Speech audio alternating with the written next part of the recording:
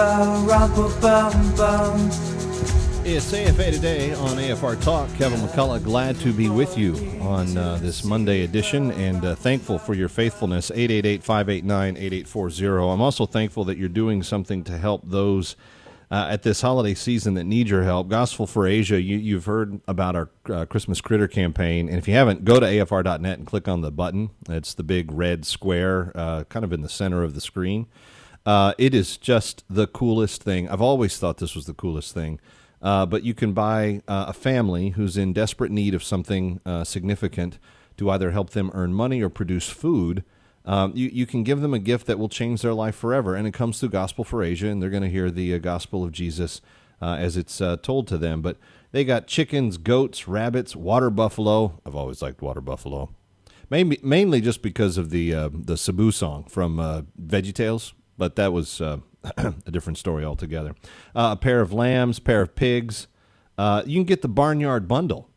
And who wouldn't want the barnyard bundle? 6 chickens, 2 goats, 1 lamb, 2 pigs, and a cow for one family. That's going to do a massive amount of good. You can also buy water filters for people that don't have clean drinking water, like the kids in Haiti I was telling you about earlier. But all of these things, they got mosquito nets, they got fresh water wells if you can give a larger gift. I mean, they've got all kinds of things. Just go to afr.net and click on the Gospel for Asia Christmas Critter campaign. And so far, many of you already have. In fact, I think, according to what I saw over the weekend, we're somewhere around 1/8 to our goal or something like that for the year. But we've only got a short window of time. So those of you that have already given, pray that more would. But those of you that haven't, go to afr.net, pick out an animal, pick out a gift of some sort, and then make someone's life really special in memory of Jesus' birth this year. All right, 888-589-8840. Ladies, here's what I want to know in particular. This group of researchers got together, and they said, okay, you know the leering men that, when you walk through the mall, they're like, They wanted to find the root cause of this. And I'm serious. They're spending money researching the root cause of why men are going, as you walk by in the mall. One of the researchers said, consistent with our main hypothesis, we found that participants focused more on women's chests and waists, more and faces less when they were appearance-focused versus personality-focused. Moreover, we found that this effect was particularly pronounced for women with high versus average and low ideal body shapes, in line with the hypothesis, according to the report. All that to say, men were staring at women's bodies in inappropriate ways, and the more physically attractive the woman is, the more the men leered. Now, I kid you not, this is taking up major researchers' important amounts of time. And the guy writing the article for the Daily Caller says something about this is the kind of study MSNBC commentators can hold up when they're talking about the rape culture. And I think that one point that he made, I think that's the only point in this entire article that is true. And I seldom disagree with conservative websites, but he goes on to say that the culture makes all men out to be just like Bashar al-Assad, and sex is the chemical weapon. 51% of the U.S. population is a victimized group now. So he said, women are like Indians. You can't give them a once-over, a polite grin, and be on your way. You can't notice the fruit of their several-hour-long morning project of preparing themselves to be looked at. That's a logical understanding of it, by the way. There's a great deal of prep. I'm just knowing in my house, I have no hair, and I can pretty much shower, shave, brush my teeth in like all of that in like under 15 minutes and be ready to go out the door. The lovely bride takes considerable amount of time to go well beyond all of those things, so that she makes me go when we walk out of the house together. She has for over 10 years now. I'm constantly I'm held captive by her mystery. So here's what I want to know from those of you, particularly ladies listening today. The writer of this article goes on to say that pretty soon, looking at a woman's chest is going to be a hate crime. It's going to be the equivalent of a hate crime. And then he takes it to an even weirder place where he's like, this should be a freedom that's protected under the law, and I'm sick of these liberals trying to enforce everything. I do not believe that we need to create laws that criminalize the leering animals that do these types of things at the mall. I don't think you need laws, but I could be wrong, and that's why I want to know from those of you who are female that are listening today, I want to know, do you think that researchers and liberals need to create a law to keep men from looking at you or other women that you know, or maybe your daughters or granddaughters now? What is your feeling on that? Is this something you want enforced by way of law, or do you just want the culture to create different kinds of men? Do you think that growing different kinds of men are impossible? Therefore, the only option left is to enforce this by way of law. 888-589-8840. One of the the writer said it's already started. This hate crime for looking at a woman is already starting. There was the Massachusetts secretary who sued her boss for what she perceived him to be staring at her chestal region. There was the social media uproar when the two tech conference presenters in San Francisco made a joke presentation for an app based on men's desires to stare at such things. He said, this is what progressives exist to do. They take away our activities. So, yeah, I have a real strong, this is not an activity to me. He says if it's an activity, it's kind of fun and pleasurable, then progressives are going to take it away. And I think he's off the reservation on that one. That's why I don't think this is a conservative. This is not, to me, a conservative argument. And I'm disassociating this argument from what I know to be at least conservative Christianity on some level. But it caused me to ponder this. And I asked the lovely bride about it, and she had kind of a mixed bag on this. She was like, well, yes, do men stare? Does it bother you? Is it a problem? Yes, I do believe that we're in a cruder world now. She admitted that. But at the end of the day, she did not want a law to be created that would somehow then be enforcing what this is. She kind of likened it to trying to enforce how people think. And she doesn't believe that hate crimes should be prosecuted for thoughts that people have. So that's what I want to know, ladies. 888-589-8840. 888-589-8840. Let's go to Texas and speak with Janelle, who's calling. Janelle, welcome. You're on with Kevin McCullough. Glad you're here. Kevin? Janelle, are you there? Yes, I am. It just amazes me how many laws that they want to pass about something that has been going on since the beginning of time. Well, doesn't it say in Genesis... women are going to look at men. But doesn't it say in Genesis that when God made Eve, Adam did something like, wow! Right. They're wasting time and good money when they should be putting it to good use. Well, let me ask you that, Janelle. Do you think, and I don't know how old you are, and maybe you don't, maybe it doesn't matter anymore for you. I'll be honest with you. I'm 68 years old, and I've seen a whole lot in my time. I'm sure you have. So, do you have any daughters? Yes, I have two. They're and grown, what ages are they? I have a granddaughter that's in college. Okay.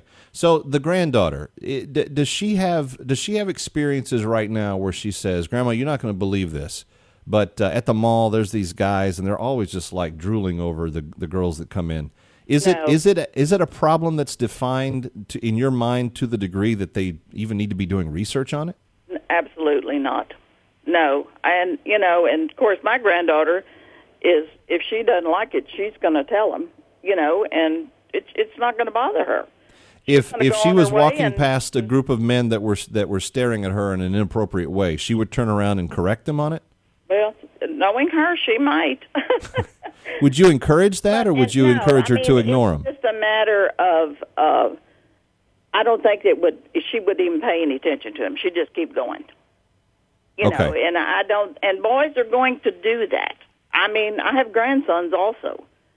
And, and they're not going to be doing, and I can remember back when I was a kid that my dad, they had like a wolf whistle on their old Model Ts, you know, and the pretty girl would be walking down the street and they'd push that button. It never, I just don't see where that's a big problem. The ladies would just keep going, you know. I guess some of the people from the left would say, why should they have to endure that shallowness? Well, you know, Kevin, it's just getting to where they're trying to run everybody's lives, and I think most people are very capable of taking care of their lives themselves. Yeah. All right. Janelle, thank you for that. What seems to be very balanced perspective, and I appreciate it. 888-589-8840. And ladies, I'm going to give you preference. So if you're calling and you're female, you're going to get put to the front of the line today.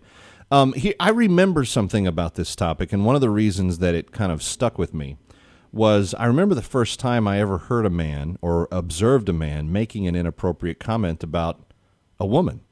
I remember how old I was. I was 8 years old. I grew up in this little town in the suburbs of Fort Worth, Texas, a little town called River Oaks. And it was the kind of town that you could literally get on your bike and go to every house in town. You could go to the store and back, and families would take bike rides together. And it was just this nice little Texas town where we just all had a good time and everybody knew everybody. And I remember one summer day, my mom and I wanted to ride our bikes down to the Safeway, because we had them back then. And we were going to go to the Safeway and pick up some stuff that she was going to put in a salad for dinner or something that night. But it was just a way to get out and take a bike ride that afternoon. And so we were going down one of this longer streets, and I don't know I think it was guys from high school or something came by in their lowrider, and one of them whistled, and one of them said something else that was highly inappropriate about how good looking my mom was and what nice legs she had. And I remember I went through a whole barrage of emotions. I was a little afraid. I didn't understand what they were doing. And then I got really mad because I realized that they were saying something about her and that she did feel in some way a little bit, I don't know, taken aback or at least surprised and shocked. I don't know if I would use the term violated, but it was one of those moments where you just all of a sudden realized your mom was very uncomfortable, and I knew that those guys had been the ones that had created that, and I remember how defensive I got about it. They're at 8 years of age. I was going to go teach them a lesson. My mom she like, Kev, no, it's okay. We're all okay. We're just finished riding our way to the store, and we got our stuff and went home, and I forgot about it after that. But it always, as I got older and started hearing about the debate of sexism and so forth, that moment, that experience stands out in my mind. 888-589-8840. Now we got a whole bunch of ladies that want to weigh in, which is good. Let's go to Judy in Texas. Hi, Judy. Welcome. You're next with Kevin McCullough on AFA Today. How are you? Good. Yeah, the first lady, she said everything that I was thinking too, that we are very capable of taking care of ourselves. We don't need the government stepping in. And like you said, it's been going on forever anyway. Forgive me, my phone. But is it in any degree? But because of the sexual revolution and the kind of the modern feminism of everything, is this a hyper reaction, or is there a legitimate danger that they are genuinely trying to say, hey, ladies there is a rape culture and ladies are at risk here, and this is only being done for the safety and welfare of them? Well, first of all, there's not going to be rape to women that act strong anyway, or ignore them and walk off. So if there's a group, you ignore and walk off. But face to face with somebody, I have no problem with saying, what are you looking at? This is really crude of you looking at my boobs or whatever, I don't saying that. And then they get all, then they back off. But you've directly confronted men. You've directly confronted men that were looking at you in an inappropriate way. Yeah, it's no problem. And then they, I'm sorry, and But the other thing, that's just another way that they want to try to control, have their thumb on us. It's just another means of doing that. But what are they doing about pornography that is causing all this, the root of all this? They're doing nothing about all that. Okay, and that exactly. So you do a study about men that are staring at women in real life, but you pretend to ignore the evidence that men staring at pornography are actually a cancer on the society. They promote pornography, and that's the root of all this. So. Yeah, well, I think that the lust of the flesh is probably the root of all of it, but it can be engaged in a number of ways. I mean, obviously, we have very modest standards in the U.S. So, if they're into looking at people at the mall, they have to be doing things in their mind. Whereas the pornography, it kind of it stupefies the process. But I believe that the crassness of our world, of our culture, the crassness of what we are exposed to, of what the culture is willing to call acceptable in the family hour on television, of what they're allowed to put at the front page of the cover of magazines, on checkout stands at the grocery store. I think there's a lot that they're ignoring to curb what I've said from the beginning. You want a different world, you have to grow different people. And pretending to say to a man who's just been studying pornography in his privacy, coming into the mall, and now he's gonna be thrown into jail if he looks at a woman sideways, missing the boat altogether. 888-589-8840. More ladies want to weigh in on this. We're going to get to your calls next. 888-589-8840. I'm Kevin McCullough. Thanks for being with us on AFA Today.